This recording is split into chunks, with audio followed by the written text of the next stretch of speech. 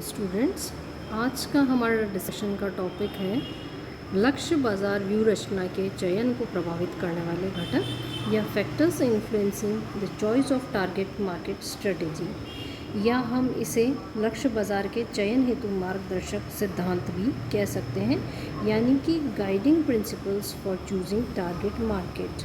मैं doctor Archana Tiwari, assistant professor in business administration, SPC government college Ajmer, इस topic पर आज हमारा डिस्कशन चल रहा है। लक्ष्य बाज़ारों के चयन में अनेक स्ट्रेटजीज़ होती हैं। उन्हीं स्ट्रेटजीज़ में से किसी एक व्यू रचना का चयन करके लक्ष्य बाज़ार में मार्केटिंग का फंक्शन कंप्लीट किया जाता है। ऐसे टारगेट मार्केट के चयन को कुछ घटक प्रभावित कर सकते हैं, जिनको कि ध्यान में रख कर के ही लक्ष्य बाज़ार का चयन किया जाना चाहिए।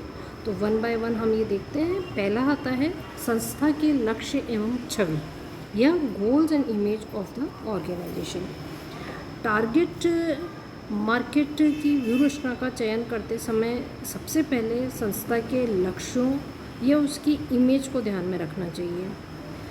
टारगेट मार्केट के सेगमेंट्स का साइज़ और क्षेत्र संस्था के ऑब्जेक्टिव्स या उसके इमेज के अनुरूप होना चाहिए।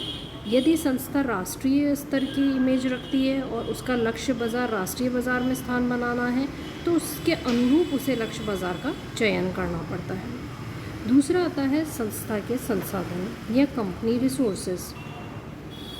टारगेट मार्केट के सिलेक्शन के लिए किसी भी इंस्टीट्यूट के संसाधन सर्वाधिक रूप से इफ़ेक्टिव होते हैं। यदि संस्था के पास पर्याप्त संसाधन उपलब्ध नहीं है, तो उसे बाज़ार विभक्तिकरण को संकेंद्रित रखना पड़ता है।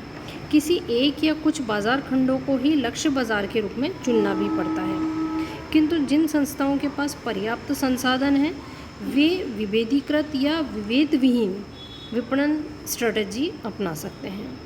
थर्ड हम इसमें लेते हैं उत्पाद लक्षण एवं उत्पाद विभिन्नता, यानी कि product characteristics and product variety.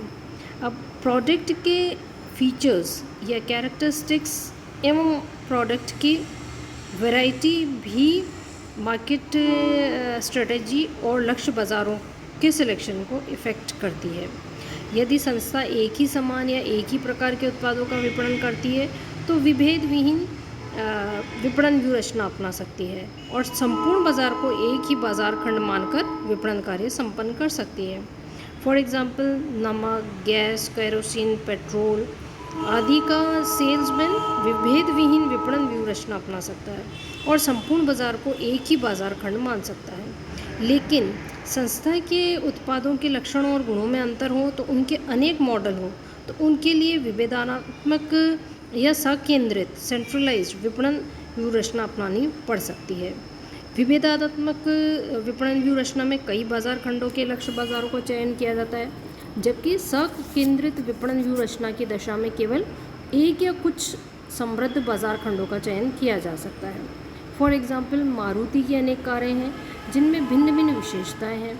यह कंपनी विभेदात्मक विपणन नीति के अंतर्गत अनेक बाज़ार खंडों को लक्ष्य बाज़ार के रूप में चयन करती है। किंतु यदि हम एग्जाम्पल लें सिटी होंडा का, तो ऊंचे मूल्यों की कारों के एक दो मॉडल ही बनाती है। इसलिए सकेंद्रित विपणन व्यू रचना के अंदर कुछ ही बाज़ार खंडों को अपना लक्ष्य बाज़ार मानती है। तो इस तरह से हमने कुछ पॉइंट्स लक्ष्य बाज़ार व्यू रचना के चयन को प्रभावित करने वाले देखें। नेक्स्ट इसी का पार्ट 2 में हम डिस्क्रिप्शन देखेंगे।